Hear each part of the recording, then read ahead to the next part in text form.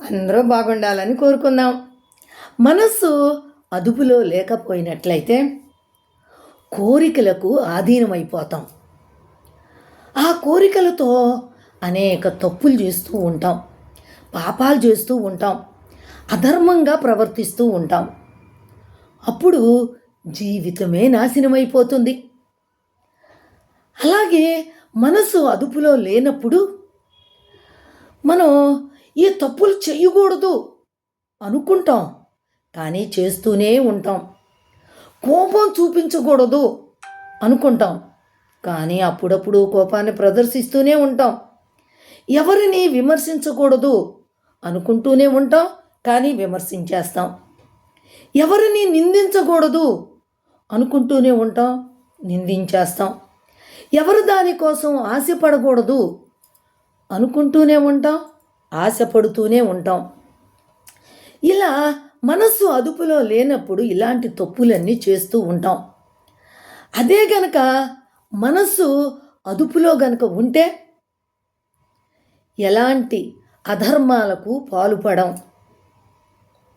నీతి నియమాలను, ధర్మాలను, అరిషడ్వర్గాలను అంటే కామ, క్రోధ, లోభ, మద మత్సర్యాలను కూడా అదుపులో ఉంచుకోగలుగుతాం. మనసు అదుపులో ఉంటే గనక సృష్టి ధర్మాన్ని నిర్వర్తిస్తూ, ధర్మాన్ని పాటిస్తూ,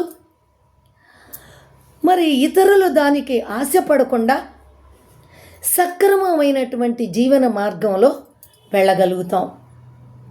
అందుకే అంటారు, ప్రపంచాన్ని జయించిన వాడికంటే మనస్సును జయించిన వారు గొప్పవారు అని పురాణాల్లో చెప్తూ ఉంటారు. ఎప్పుడూ మనసు మనసు మనసు ప్రశాంతత ఇదంతా చెప్తున్నారు, ఎలాగుంటుంది అని అనుకుంటున్నారా? మనసును నిగ్రహించే శక్తి ఒక్క ధ్యానానికి మాత్రమే ఉంటుంది. అంటే మెడిటేషన్. చాలామంది మెడిటేషన్లో, ధ్యానంలో ఎంతో ప్రశాంతతను పొంది ఉన్నారు, మానసిక ఆనందాన్ని పొంది ఉన్నారు, మనసును అదుపులో పెట్టుకొని ఉన్నారు. మరి మీకు కూడా అది కావాలనిపిస్తే, ఇవన్నీ మనసును అదుపులో పెట్టుకోవాలి అనుకుంటే మీరు కూడా తప్పకుండా ధ్యానాన్ని చెయ్యండి. శ్వాస మీద ధ్యాస, ధ్యానం ఇదొక్కటే మనసును అదుపులో పెట్టుకునేటటువంటి ఏకైక మార్గం. మరి ఏమంటారు? మీకు నచ్చినట్టయితే ఒక లైక్ చేయండి, అలాగే ఒక కమెంట్ ఇవ్వండి. మీకు నచ్చినట్లయితే, మీకు కుదిరినట్టయితే షేర్ చేయండి.